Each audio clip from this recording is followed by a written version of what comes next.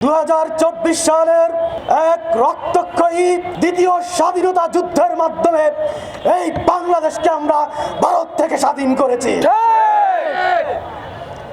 আমাদের প্রতিপক্ষ ছিল আওয়ামী লীগ, আমাদের প্রতিপক্ষ ছিল জাতীয় পার্টি, আমাদের প্রতিপক্ষ ছিল আওয়ামী নেতৃত্বাধীন 14 দল।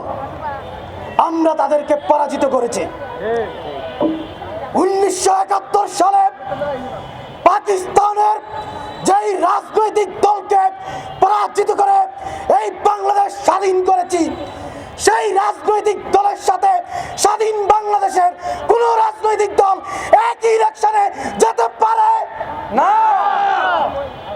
নগ্নভাবে আমরা দ্বিতীয় স্বাধীনতায় সেই রকম একটা উদাহরণ সৃষ্টি করতে যাচ্ছি।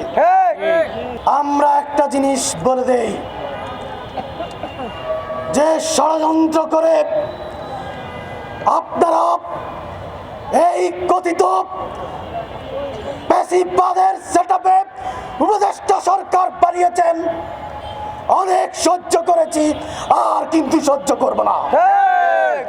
জুলাই যোদ্ধারা জীবনকে যখন বাজি রেখেছে, তারা আর কোনো কিছুর পরোয়া করতে পারে না।